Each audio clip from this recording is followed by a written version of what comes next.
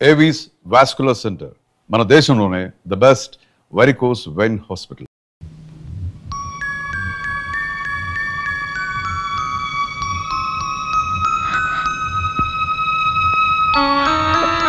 అమ్మా మధు, ఊరుకోమ్మా, ఊరుకో. ఎలా ఉన్నావమ్మా? అమ్మకి మీకు దూరం అయ్యాననే బాధ తప్ప నాకే దిగులు లేదు నాన్న. పిచ్చి తల్లి, మీకు దూరంగా ఉన్నానే కానీ మీ అమ్మలాగా మిమ్మల్ని దూరం చేసుకోలేదమ్మా. ఇంకెప్పుడు మీ కళ్ళ ముందే ఉంటాగా. రండి నాన్న. మధు, మీ అల్లుడు గారు నాన్న. ఇంతకాలం తర్వాత మీ మామయ్యని పరిచయం చేసుకోవాల్సి వచ్చిన దురదృష్టవంతుడు బాబు. భలేవారే మావయ్య, కొత్తగా మీ పరిచయం దేనికి? మీ అమ్మాయి మిమ్మల్ని తలుచుకుని రోజంటూ ఉంటేగా. పైగా మా మర్తల పిల్ల రోజు వచ్చి వాళ్ళ అక్కను ఓదార్స్తూనే ఉంటారు. అవును నాన్న, పాపం బావగారు అనాథల్లా బాధపడకుండా రోజు ఇక్కడికి రావడం అలవాటు చేసుకున్నాను. చిన్నపిల్లవైనా నీ పెద్ద మనసుకి గర్వపడుతున్నానమ్మా. అంతకన్నా గర్వపడే విషయం మరొకటి ఉంది మావయ్య. మీ పెద్దమ్మాయి నన్ను తండ్రిగాను మిమ్మల్ని తాతగాను ప్రమోట్ చేసింది. చాలా సంతోషం అమ్మా. నీకు పసుపు కుంకాలు ఇవ్వలేకపోయినా నువ్వు నన్ను తాతం చేస్తున్నావు. మీ ఆశీర్వాదం ఉంటే నాకంతే చాలు నాన్న. ఏ జన్మలో ఏ పాపం చేసుకున్నాము. మన కుటుంబంలో అందరూ ఒకరికొకరు కాకుండా అయిపోయాం. నేను అనుకున్నదంతా జరిగి మళ్ళీ మనందరం ఒకటయ్యే రోజు కోసం ఎదురు చూద్దాం.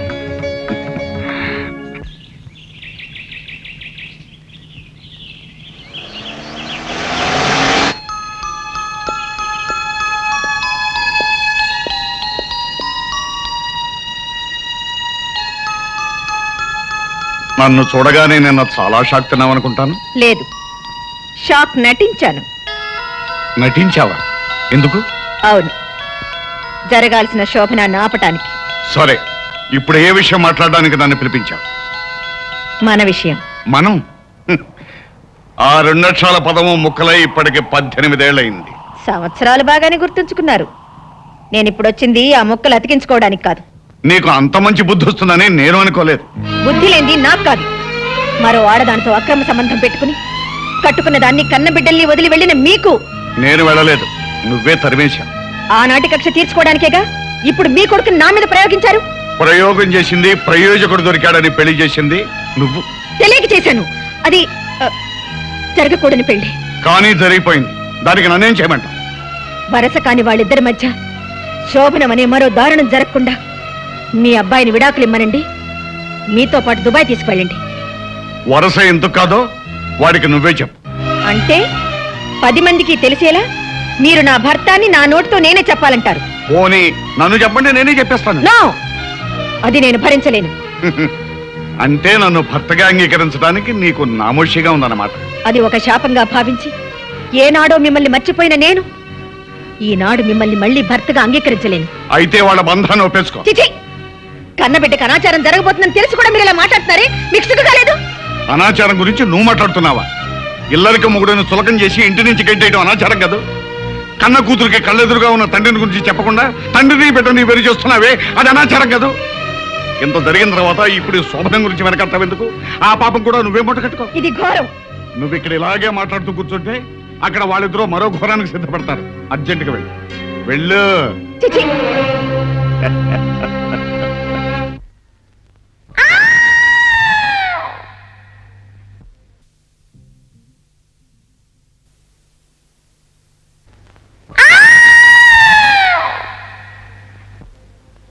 రాణి, పిలిచావా మమ్మీ? అసలు నీకు బుద్ధిందా? అంత పాటలేంటి, గంతులేంటి? అదేమిటి మమ్మీ, ఆయన నా భర్తేగా. భర్త లేదు, బీరకాయ లేదు. ఈ క్షణం నుంచి నువ్వు అతనికి దూరంగా ఉండాలి. ఎందుకు ఉండాలి? నేను చెప్తున్నాను కాబట్టి. ఏమిటి మమ్మీ, అతన్ని పెళ్లి చేసుకోమన్నా చేసుకున్నాను, శోభనానికి రెడీ అవ్వమన్నా సరేనన్నాను. ఇప్పుడు ఇంత దూరం వచ్చాక అబ్బా, ఇంతవరకు జరిగింది ఏదో జరిగింది. ఇక మీదట ఏమి జరగకూడదని చెప్తున్నాను. కారణం ఏంటి మమ్మీ? అతని జాతకం మంచిది కాదట. 1 నెల రోజుల్లోగా శోభనం పెడితే అతనికి ప్రాణగండం ఉందట. అలా అని ఎవరన్నారు? నేను. ఏమిటే ఆరాలు తీస్తున్నావు? ఆరాలు అలా అని ఓ పెద్ద పంతులు గారు చెప్పారు. పిలుస్తున్నాడు మమ్మీ. ఏమిటి అలా గింజుకుంటున్నావు? పాపం, నేను దగ్గర లేకపోతే తను ఉండలేడు మమ్మీ. ఉండలేకపోతే ఊరేసి ఏం చెత్తగారు మంచి మూడ్ లో ఉండగా నా మిస్సెస్ ని పిలిచి ఉరులు చావడాలు అంటున్నారు. నేనంటున్నది ఊర్లో చావడాల గురించి కాదు, మా అమ్మాయి కూరలో పావడాల గురించి. నిజం చెప్పకుండా ఈ డ్రామాలు ఏమిటి మమ్మీ? వివేక్, ఒక నెల రోజుల దాకా మన శోభనం జరగకూడదని, జరిగితే నీకు ప్రమాదం అని ఎవరో పంతులు గారు చెప్పారట. ఎవడా పంతులు? గొంతు నిలువ చంపేస్తా. అయినా పెళ్లికి లేని ముహూర్తం శోభనానికి దేనికట? అదేమిటి అలా అంటారు? ఏ శుభకార్యానికైనా మంచి ముహూర్తం ఉండాలి కదా. ఆ, నేను కూడా మంచి ముహూర్తం చూసే పెళ్లి శోభనం చేసుకున్నాను, కానీ మా ఆవిడ నాతో కలిసి లేదే. అయితే ఇప్పుడు వివేక్ మమ్మీ మీతో ఉంటోలేదు అంకుల్? ఏ రాణి, మా డాడ్ మాట్లాడేది మా మమ్మీ గురించి కాదు, ఆయన వదిలేసిన మొదటి భార్య గురించి. ఆవిడ అంత డేంజరస్ లేడీయా ఓ వివేక్? డేంజరస్ అని నెమ్మదిగా అడుగుతున్నావేంటి? షీఈస్ అ డెవిల్. తప్పు బాబు, ఎంతైనా ఆవిడ నీకు తల్లి లాంటిది కదా. సాటి ఆడది కాబట్టి మీరు ఇలా రియాక్ట్ అవుతున్నారనుకుంటాను. అది కాదు బాబు, ఆవిడ ఎన్ని బాధలు పెట్టుండకపోతే కట్టుకున్న భర్తను అలా వదిలేసి ఉంటుంది. మీరెన్నైనా చెప్పండి, ఆవిడ ఖచ్చితంగా గయ్యాలి మహంకాళి. Stop it! బాబు వివేక్, ఇప్పుడు రంభలాంటి నీ పెళ్ళాన్ని పక్కనుంచుకుని ఎప్పుడో నన్ను వదిలేసిన నా పెళ్ళాన్ని గురించి ఆలోచించడం అనవసరం, వేస్ట్. ఏమంటారు ప్రమీలాదేవి గారు? చూడండి, ఇప్పుడు మీరిద్దరూ కలిసి కాపురం చేయటం వల్ల వచ్చే ప్రమాదం లేదు, పేడ తట్టలేదు. మీకోసం సినిమా టికెట్లు తీసుకొచ్చాను. హ్యాపీగా సినిమా చూసి సంతోషంగా అలా అలా తిరిగిరండి. మంచి బట్టలు వేసుకెళ్ళండి. Thank you. Come on darling. Rani, వెళ్ళనివ్వండి ప్రమీలాదేవి గారు, అన్నీ వదులుకుని ఉండటానికి వాళ్ళు మనలాంటి వాళ్ళు కాదు కదా. అందరూ కలిసి నా ప్రాణాలు తీసేస్తున్నారు. వద్దులు. ఇంటికి వెళ్దాం మాదా, మా అమ్మ ఇంటి దగ్గర ఎదురు చూస్తూ ఉంటుంది. ఎదురు చూడటం కాదు, వరస కాని వాడితో నువ్వెక్కడ సరసాలాడుతున్నావు అని తెగ టెన్షన్ పడిపోతూ ఉంటుంది. మనం అనుకున్నట్టు పెళ్లి జరిగిపోయింది కదా, ఇంకా ఎందుకు ఈ వేషం? మా మమ్మీకి అంతా చెప్పేద్దాం మాదా. వద్దు రాణి, ముందు మీ అమ్మ నన్నుగా ఒప్పుకోవాలి. ఏంటి చెల్లమ్మా, ఏంటి హడాడుగు తిరుగుతున్నావు? అన్నయ్య, రాణి సినిమాకి వెళ్ళింది కదా, 11:00 అవుతోంది, ఇంకా ఇంటికి రాలేదు. కుర్రకారు కదా, సినిమా అయ్యాక ఏ హోటల్గా వెళ్ళుంటారు. అవునవును, అన్నగారు చెప్పినట్టుగా ఎక్కడో ఎంజాయ్ చేస్తూ ఉండుంటారు. అదేంటండి, వాళ్ళు భోజనానికి వస్తున్నారని గారెలు కోడి కూర రెడీ చేస్తున్నాను. వదినా, గారెలు అబ్బాయి వాళ్ళు వచ్చాక వేడివేడిగా చేయనా ఇప్పుడే చేసేనా? నీ ఇష్టం వచ్చినట్టు చేయమ్మా. మా వాడు ఆ రూమ్ ఖాళీ చేసినట్లేదు, బహుశా సినిమా అయిన తర్వాత అటు నుంచి అట్టే వెళ్ళి ఉంటారేమో. అయితే ఈ రాత్రికి వాళ్ళిద్దరూ ఆ హోటల్ రూమ్ లోనే ఉంటారా? అన్నయ్య, అబ్బే నేనే వాళ్ళదమ్మా, అన్నగారు ఏదో చెబుతుంటేను. ఒకసారి ఆ హోటల్కి ఫోన్ చేయి. తొందరగా చేయండి. ఎంత కొత్త మొగుడు పిల్లలైనా ముహూర్తం లేకుండా శోభనం చేస్తే వంశానికి అరిష్టం. సరేదా, వెళ్ళి నీ పని చూసుకో. పానంటే గుర్తొచ్చింది వదినా, అల్లుడి గారికి గారెలు గట్టిగా ఉంటే ఇష్టమా మెత్తగా ఉంటే ఇష్టమా మీకేమైనా తెలుసా? అబ్బా, నీ ఇష్టం వచ్చినట్టు చేయి. సరే. చూడమ్మా, ఏంటి బావగారు? రాణికి ఏది ఇష్టమైతే అది చేయమ్మా. ఎందుకంటే ఈ మధ్య మావాడు కూడా రాణికి ఏది ఇష్టమైతే అది చేస్తున్నాడమ్మా. వాళ్ళిద్దరు అలా కలిసిపోయారమ్మా. అలాగేనండి. ఎంగేజ్ అండి. ఎవరు పోనా మన వాళ్ళ? అన్నగారు కరెక్ట్ గా టైం చూసి జోకేస్తారు. చిలిపి. మమ్మీ, రాణి వచ్చేసావమ్మా? అబ్బబ్బబ్బబ్బబ్బా, ఏంటమ్మా ఏమైంది? ఏం చెప్పమంటారు అంకుల్? వివేక్ దంచేశాడు. నిజంగా? అవును అంకుల్, మేము సినిమా నుంచి తిరిగి వస్తుంటే రోడ్డు మీద మాధవ్ ఎదురై మమ్మల్ని ఆపి పిచ్చి పిచ్చిగా వాగాడు. దాంతో వివేక్ రెచ్చిపోయి తుక్కు రేకొట్టేశాడు. అమ్మయ్యా. ఆంటీ, ఓ ఆంటీ, రాణి చాలా చిలిపి. సినిమా చూస్తున్నంత సేపు రొమాంటిక్ సీన్ వచ్చినప్పుడల్లా అబ్బో నన్ను చంపేసింది అనుకోండి. నేనా? నువ్వేగా మనకు తొడపసం పెట్టి. ఏయ్, చూసారా ఎంత అబద్ధాలు ఆడేస్తుందో. తనే నన్ను గిల్లి గిచ్చి అబ్బబ్బబ్బ నానాలని చేసేసింది అనుకోండి. సరే సరే, భోజనానికి రండి. బాబు, అమ్మాయికి నీకు భోజన గదిలోకి పంపడం మాతో పాటే తింటారా? సరోజా, అందరం కలిసి భోజనం చేయాలిగా ఇంతసేపు వెయిట్ చేసింది. అవును. ఓకే ఓకే ఓకే, ఆంటీ చెప్పినట్టు చేద్దాం. ఆంటీ 2 నిమిషాలు స్నానం చేసి వస్తాను. కమాన్ రాణి, వీపు రుద్దుదు గాని కమాన్.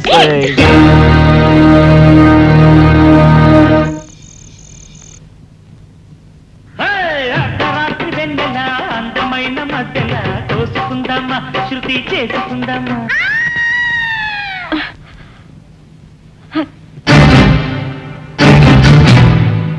రాణి,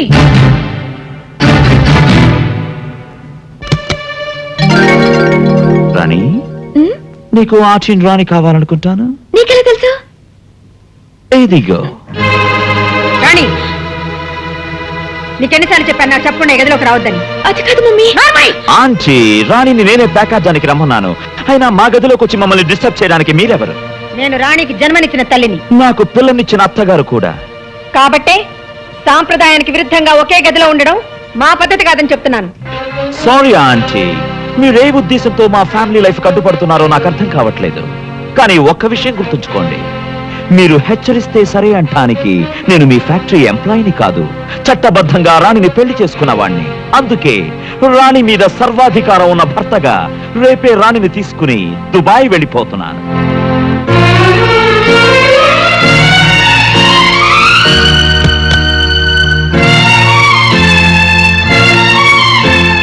ఏమిటి ఈవేళప్పుడు వచ్చావు? నిద్ర పట్టడం లేదా? నాకు నిద్ర పట్టకుండా చేయాలనేగా మీ ప్రయత్నం. నేనేం చేశాను? నా గుండెల్లో మంట పెట్టి నా మనసుని క్షోభ పెట్టి నా జీవితంతో ఆడుకుంటూ ఇంకా ఏం చేశాను అడుగుతున్నారా? ఆగిపోయారే, ఇంకా ఆడవండి. చిచ్చి, కన్న కూతురు జీవితం కళ్ళ ముందే నాశనం అయిపోతుంటే ఎలా చూస్తూ ఊరుకోగలుగుతున్నారండి? రాణిని నా కూతురని చెప్పగలుగుతున్నావు కానీ నేను నీ మొగుడని ఎందుకు అంగీకరించలేకపోతున్నావు? ఆ, చూడండి, మీరు పరిస్థితిని అర్థం చేసుకోకపోతే అందరికీ మహాపాతకం చుట్టుకుని మీతో పాటే మీ పిల్లలు కూడా అన్యాయం అయిపోతారు. అయితే ఇప్పుడు ఏం చేస్తానంటావు? నా కంఠంలో ప్రాణం ఉండగా ఈ ఘోరాన్ని జరగనివ్వను. నేనే వెళ్ళి నా కూతుర్ని పెళ్లి చేసుకోబాబని ఆ మాధవని అడుగుతాను. ఒకసారి పెళ్ళైన నీ కూతుర్ని ఆ మాధవ్ ఎలా చేసుకుంటాడు? చేసుకునేలా చేస్తాను కోటేశ్వరరావు గారు. అతన్ని బతిమాలతాను, భంగపడతాను, అవసరమైతే కాళ్ళు కూడా పట్టుకుంటాను. నా ఆస్తి మొత్తం రాసిచ్చైనా మాధవ్తోనే నా కూతురు పెళ్లి జరిపిస్తాను. చూస్తారా?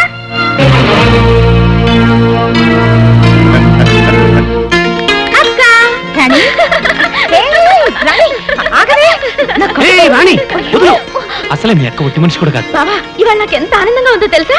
ఏమిటే విశేషం? మాధవ్తో నా పెళ్లికి మమ్మీ ఒప్పుకుంది. నిజంగా? అవునక్క, మాట్లాడడానికి వాళ్ళ ఇంటికి కూడా వెళ్ళింది. కంగ్రాచులేషన్స్. థ్యాంక్ యూ బావా.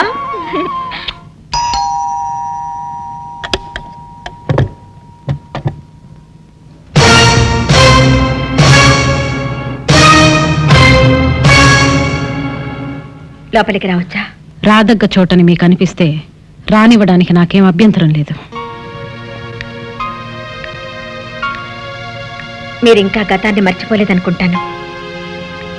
మన మధ్య ఒక గతం ఉందని ఇంకా గుర్తుంచుకున్నారే. మీరిలా దేపి పొడుస్తున్నది ఒకనాడు నేను చేసిన అవమానాన్ని మర్చిపోలేకేనని నేను ఊహించగలను. మరి అంత ఊహించగలిగిన మీరు నా ఇంటికి ఇంత నిబ్బరంగా ఎలా రాగలిగారు? ఒక ఆడపిల్ల తల్లిగా మీరు అంగీకరిస్తే కాబోయే వియ్యపురాలిగా. బియ్యపురాలుగానా? ఆ రోజు 10 మందిలో ఏమన్నారు? సాటి స్త్రీగానే కాకుండా ఒక మామూలు ఆడదానిగా కూడా మీ ముందు నిలబడే అర్హత లేదన్నారే.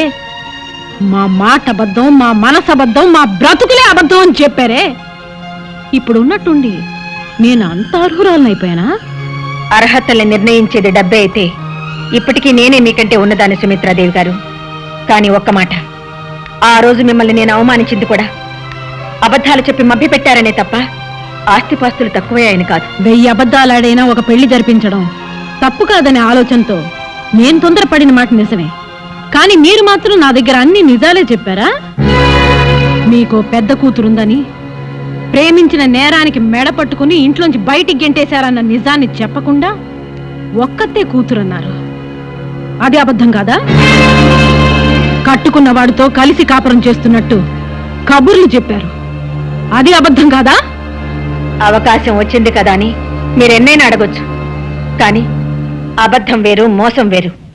ఆ రెండిటికి చాలా తేడా ఉంది సుమిత్రాదేవి గారు. మేము చేసింది మోసమే అనిపిస్తే మీరు రోషం చంపుకుని మా దగ్గరికి ఎందుకు వచ్చినట్టు? చేసిన తప్పును సరిదిద్దుకోవడానికి దిగి వచ్చాను, కానీ దిగజారి మాత్రం రాలేదు సుమిత్రాదేవి గారు. చూడండి, మీరు అంగీకరిస్తే ఒక ఆడపిల్ల తల్లిగా మీతో 1000 మందాలను వచ్చాను. ఏ చేత్తో అయితే తాంబూలం పళ్ళాలు విసిరేశాను, అదే చేత్తో మాధవ్ కాళ్ళు కడిగి కన్యాదానం చేయడానికి సిద్ధంగా ఉన్నాను.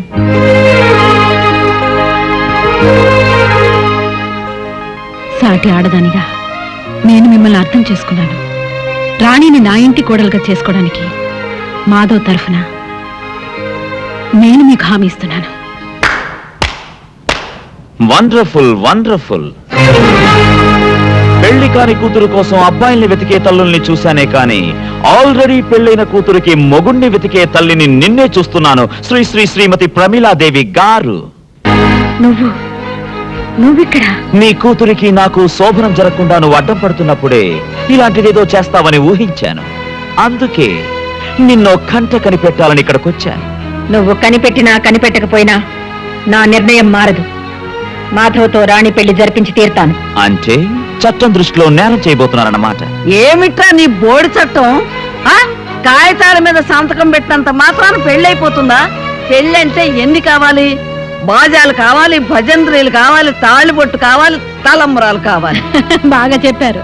ఒరేయ్, ఇక ఆపరా నీ కొంటితనం. మీ కాబోయే అత్తగారు పూర్తిగా మారిపోయింది. ఇంకా ఎందుకురా ఈ వేషాలు గెడ్డాలు? తీరే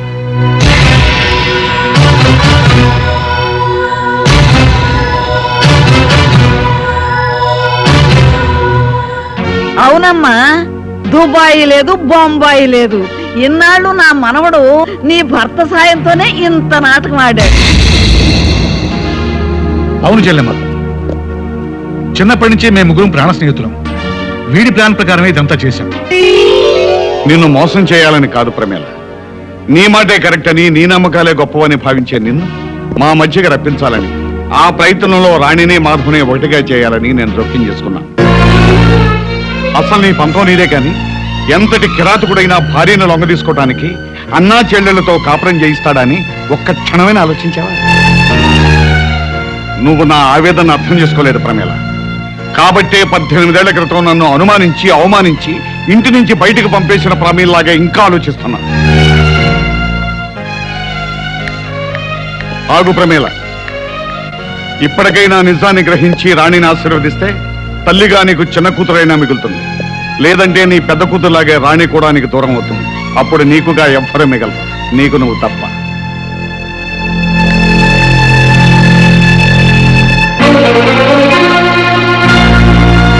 అసలు నీ పంతం నీదే కాని ఎంతటి కిరాతకుడైనా భార్యను లొంగ తీసుకోవటానికి అన్నా చెల్లెళ్లతో కాపురం చేయిస్తాడని ఒక్క క్షణమైనా ఆలోచించావా?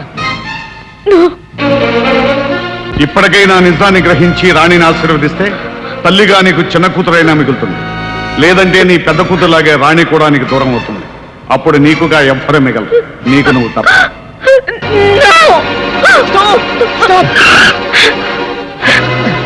అతయ్య, మా నాన్న రాణిని మాధవిని కాళ్ళు ఎక్కించుకొని దయ్యాల బంగ్లా తీసుకెళ్ళిపోయాడు.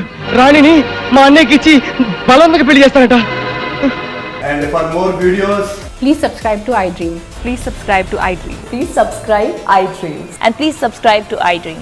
For more videos, subscribe to iDream. please like, share and subscribe to the channel. Congratulations, iDream. Subscribe to iDream. Subscribe to iDream. So subscribe to iDream Media.